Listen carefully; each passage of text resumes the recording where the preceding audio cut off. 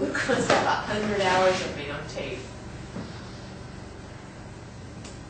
So I'm doing this play about sex addiction, and as I'm writing what I want my audience to feel, I realize that I want my audience more than anything to want to fuck me. So I'm kind of curious about that. Like, here I'm doing something about the perils of sex addiction, and yet still it's my primal motive. Like, it's almost everything I do is to get laid. So what are you going to do with the men in the audience? Are you just going to ignore them? It doesn't have to be literal. It doesn't have to. It's just, I'm just tapped into that desire as I was writing that out. I just realized, like, that's the volcano of my desire. And so is I want to be desirable. So it's to be desired. Yeah, I want people to want to fuck me. That's.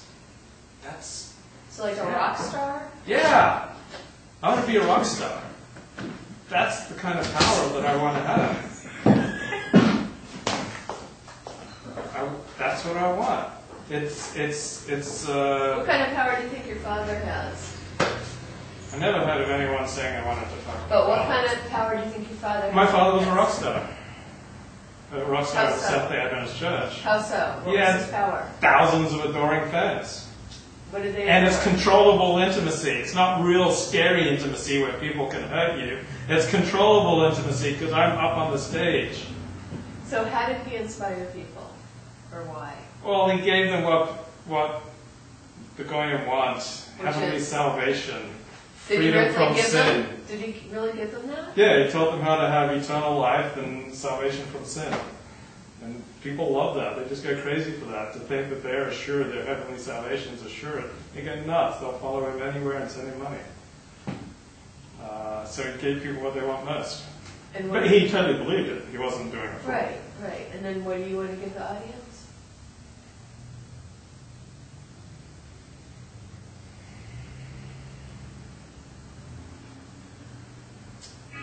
I had different things that I would like to give the audience. I would like to explore addiction, emotional addiction. I mean, that's something that's so present for me, something that I so struggle with and so walk my life, and I see it walking the lives of so many people that I deal with. So to illuminate that. Yeah, to illuminate that.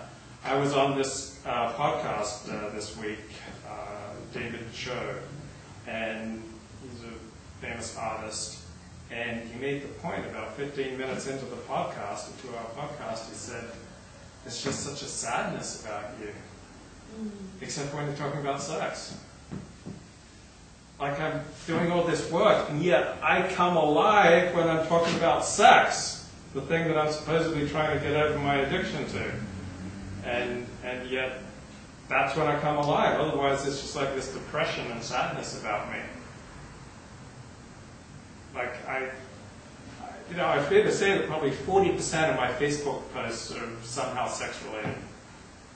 Not usually explicit, but that's the power that they're tapping into. That's what I want. That's what I talk about. So do you consider that the life force? It's my force. It's just.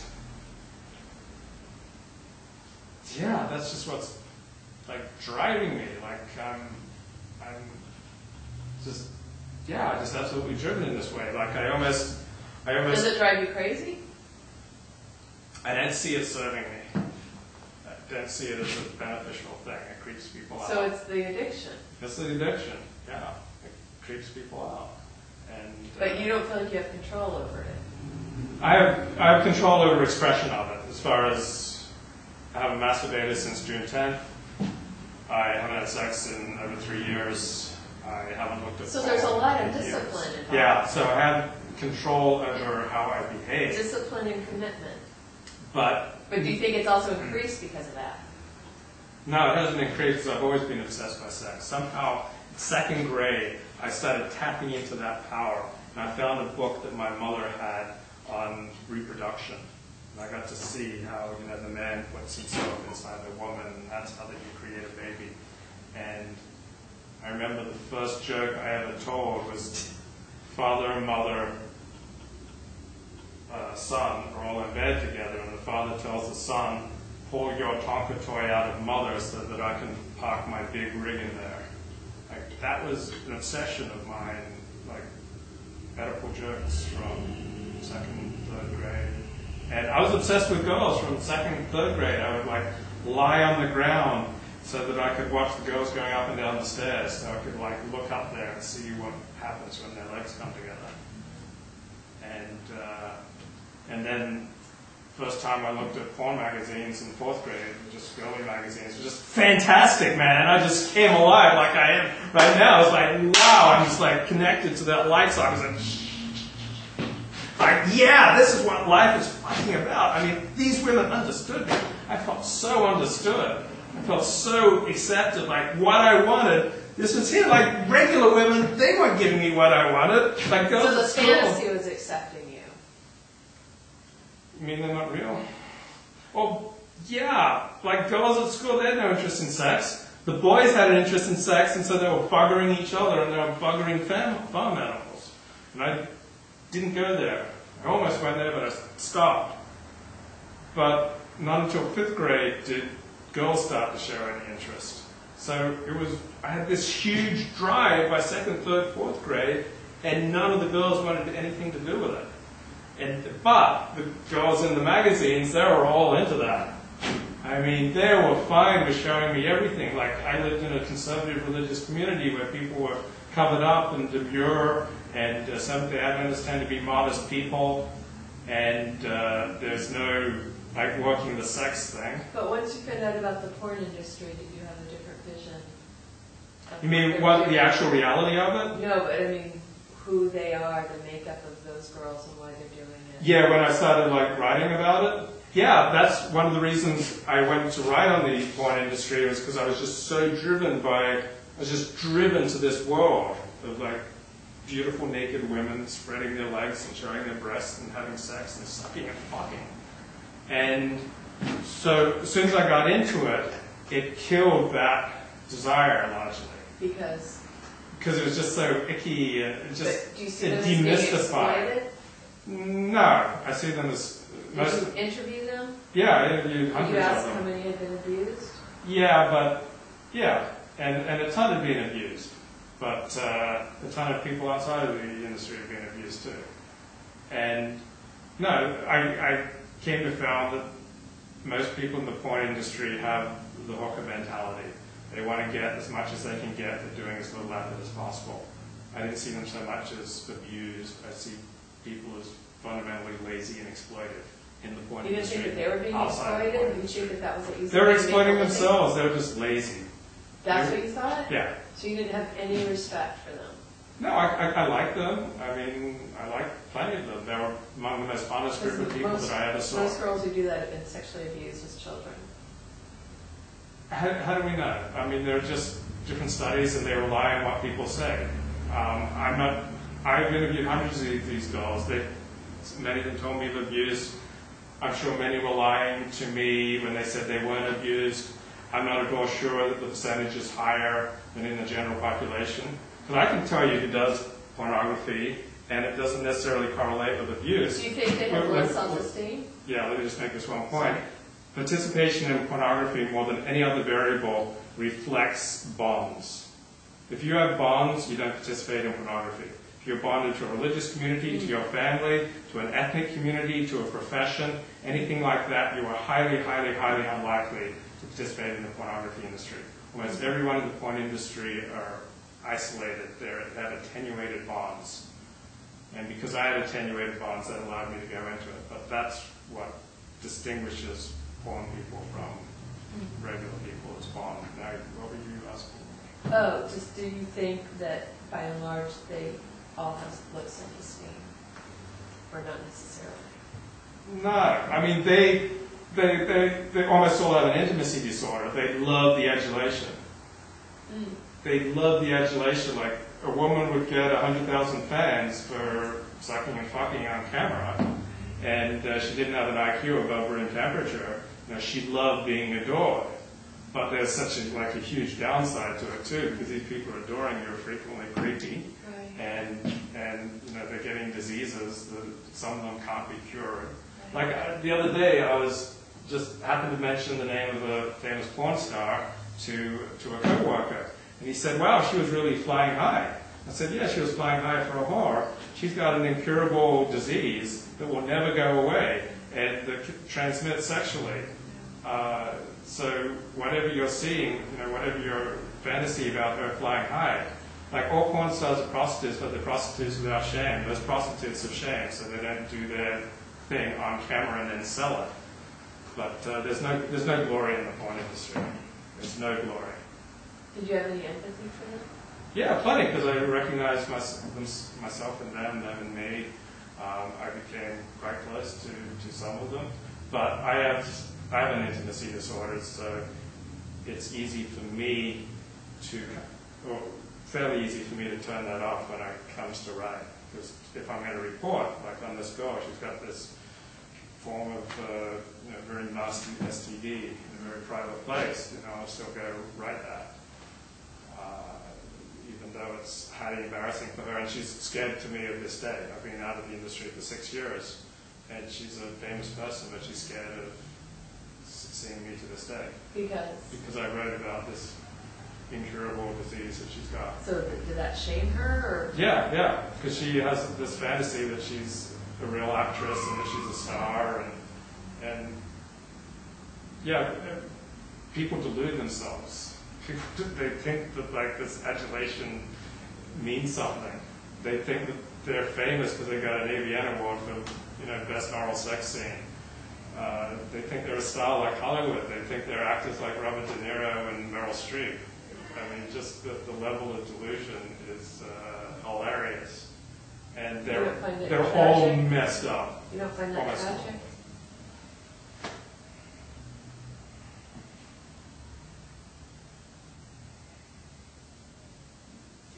It's horrible, but it's, do I find it tragic? No, everyone in the porn industry participated willingly and was an adult, and so they chose to destroy themselves. So I reserve tragedy for people who get hit, walking where they weren't jaywalking or obeying the law and they got hit. That's what I call a tragedy. I don't call a tragedy someone who knowingly, willingly, as an adult, sold images of herself or himself having sex and then finding out that had negative repercussions on their life. I don't call that tragedy, I call that stupidity, but more than that, I call it laziness. It's a desire to get something for very little effort. Was that your father's highest principle? Not being lazy? No, my father is into hard work, but hard work that he wants to do. Like, my father's hilarious. He's like Dr. Desmond Ford, Bible scholar, but he's illiterate in Hebrew and Greek. Like, he poses to the world as a Bible scholar, and all his followers think he's a Bible scholar, and you go to any of his lectures or the lectures of any of his peers, they're always going, well, the Hebrew in Exodus 2:9 really means this, and the Greek in Matthew 7:14 really means this, but they're illiterate in Hebrew and Greek. They're just reading in the English language some commentary. Like in Jewish life, we just laugh them out of the synagogue. Anyone try to get up and talk about what the Bible says if they can't read it in the original language. So yeah, he likes to work hard in memorizing the thoughts of other commentators on the Bible, and then he'll take their thoughts and he'll give them over in his speeches as though they're his. And so he'll memorize all these little sayings that sound so wise, but they're not his. He's just taking them and usually not attributing them. Do you want to work on your beginning or ending? No. I mean, I could if you said, Luke, I want you to work on your beginning, I'd do it. But well, I'm just here to help. Yeah. So I want to explore. Because we only have a couple minutes left. I just Okay. want to see what would be most useful for you. Yeah. I want to write about what a chronological account of the things I learned about the opposite sex. That just hit me either today or last night. That's what I want to write. Not necessarily for the play, but that's what I want to explore. Like the way that I came to understand the opposite sex. And do you think you do understand them? I think in many ways I'm pretty good. For instance, my friend, everyone here know what IOIs are? Indicators of interest. So if a girl asks you unnecessary questions, or touches you unnecessarily, or primps unnecessarily in front of you, she's showing indicator of interest. So unless you get several indicators of interest, it's pointless to ask her out, let alone to move in for a kiss. So that just works. It's only failed. It has not failed. If I don't get any IOIs and I've gone ahead anyway and asked her out, I just crash and burn. Because girls tend to be really nice. Women tend to be nice. They like to let you down easily when you ask them out. They don't want to go out with you. They say, oh, Luke, you're just too Torah for me. But if I just pay attention, are they giving me any indicators of interest? Like, a girl says hi to me, and if she's cute, I think she's interested in me. So, I'm guessing that you want to talk about more than dating tips. Yeah, and I that just what came to my mind. That's something that I've learned, so I no longer crash and burn when I pay attention. But hate that's being more rejected. about picking up dating cues rather than understanding a woman.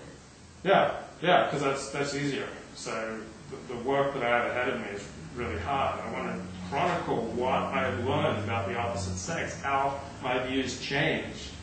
Like at first, when I was a kid, my father would tell me that, well, all women are like this, referring to my stepmother, who was like a rageaholic 2 weeks out of the month, and absolutely insane and violent and angry and depressed, and just horrible 2 weeks out of the month. And I knew that wasn't true. I knew that wasn't true because I had teachers who were female. So I was in there, in the classroom for 7 hours. I knew they weren't insane. I was over at my friend's house, and his mother was cool all month. So I knew my dad wasn't telling me the truth. I knew that women weren't all like my stepmother.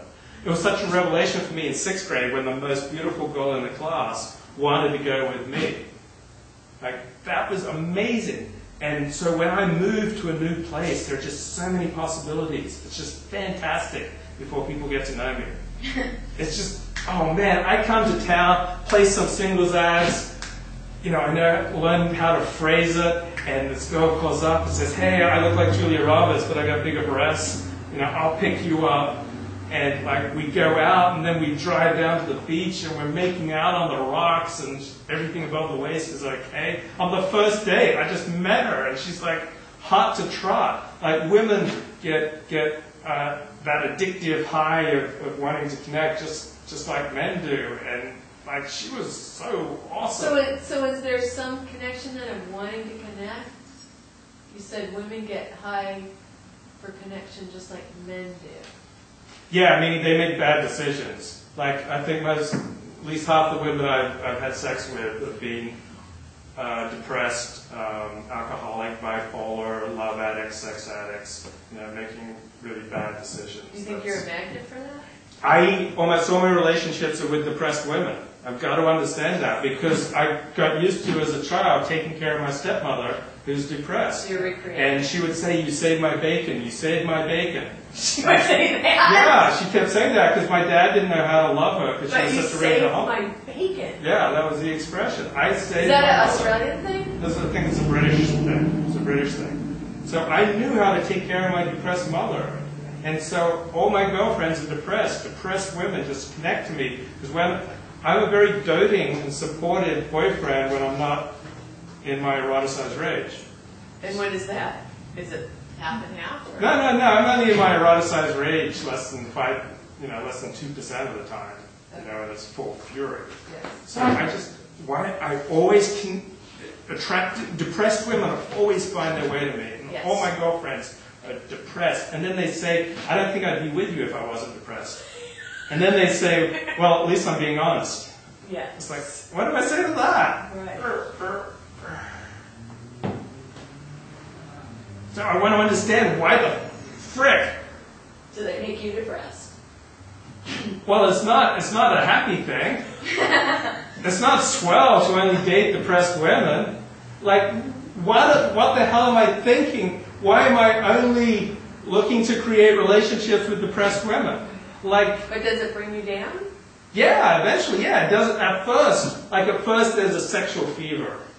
But that burns itself out after a few weeks or a few months. Yeah. or a year or so, max. And then you're saddled with a woman who's like a millstone around your neck. Yeah. For the rest of your life, I'm saddled with someone like my stepmother before she got home. Make you feel It's like women are frightening, particularly if they're depressed. Like, I'm going to be saddled with that. You think you're responsible What? for them? Well, we're stuck together. We're stuck together, and that's going to affect me. Like, it's so contagious. Like, joy is contagious, depression is contagious. I'm going to hate them. Do you? Is that what happens? No, I just want to fix them. I want to heal them and nurture them. I get obsessed with making everything okay. And I'm just so doting, and then they lose respect Because for we me. haven't heard that part. We haven't heard that part of the story. Oh, yeah. I'm just like so dating and so concerned. Like, here I read this book, or I read this lecture, or this type of yoga, or the Alexander technique, or this psychotherapist, or Katie someone. Byron. Katie Byron? Oh, Yeah. Katie. Like, I always hear things like, oh, this is going to be great, or, eat this food, try this Right. herb, let's, go walking. Have you ever fixed them?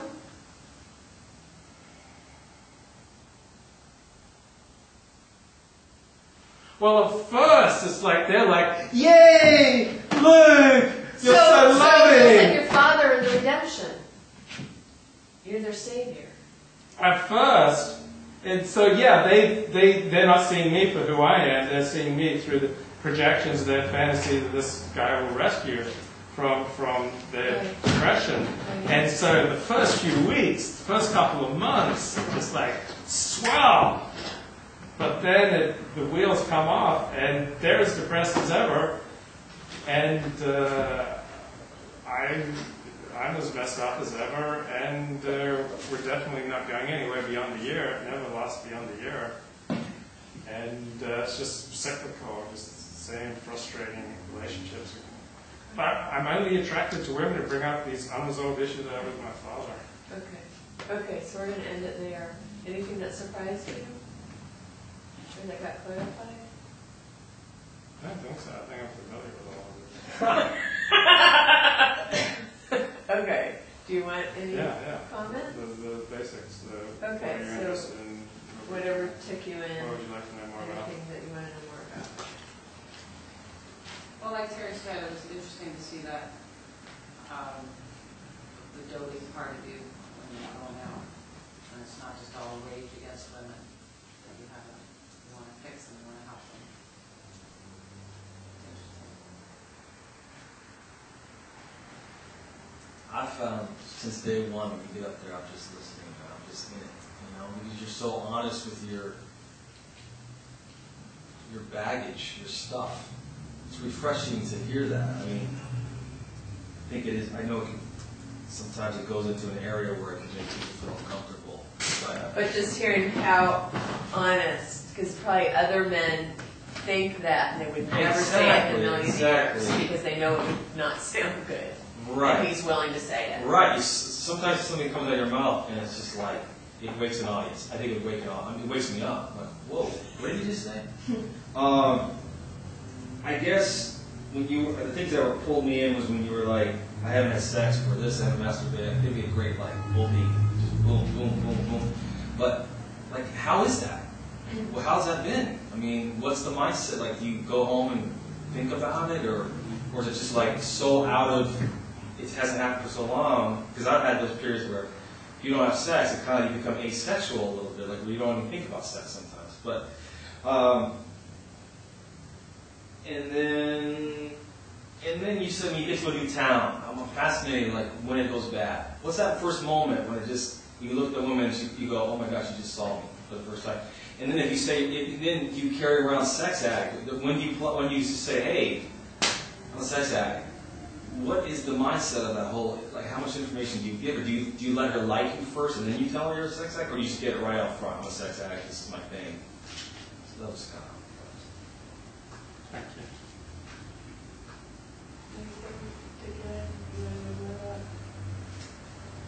Do a lot of little boys have sex with animals? When you said that, I was like, That was a little jarring. Yeah, rural areas, yeah. that's a real thing? Yeah, that's very common. Yeah, yeah. They made a coffee shop. Yeah. That's the There's a dating site. Because you can't have sex with girls. Girls in second, third, fourth grade are not interested in sex with you. Kangaroos.com. Other boys will do it, and Right. farm animals. What kind of animal? Well, I don't want to. No, I'm putting that. I don't want to use. Kangaroos.com. There was something else I was curious about. Oh, just to follow up on Jack's, when I, like how this all works in your day-to-day life. And I was thinking when you said, oh, I haven't, you seemed kind of proud, like, oh, I haven't had sex, I haven't masturbated. And I was like, he's definitely getting it out in some other way. And I was like, maybe it's this right now. I don't know, so I was curious, like, because that exists in you. And also, why do you think you're so horrible, like more horrible than other men? Or something? I don't know if that impression rings true at all. Like, a lot of men think, like what Jack was saying, a lot of men think the way you think. Or, have those kind of thoughts. Or want to be desired, or look around like wanting to have sex with everyone. So why do you think you're worse? Well, I didn't get that. Is that even true? No, I don't think I'm. That's what I thought. Oh, But he okay. doesn't have any shame about it. I don't know why I get this impression, That's like, fine. That's cool. like if they really see how awful you are. Right. No, it's true. I have an underlying intimacy disorder, which means I'm afraid of being fully known. And so what I'm doing here is I don't know, it's something weird and twisted, but it's in reaction to that, because I know I'm afraid of being fully known, and I'm afraid of you rejecting me. Right. And so I'm flooding myself with something weird's going on there. Like calling yourself out before anyone else. Yeah, I'm calling myself out before you can call me out. Right. That's self-protective. Right. Okay. Okay. Great. Look. Thank Thanks. you. Who wants to pop up next?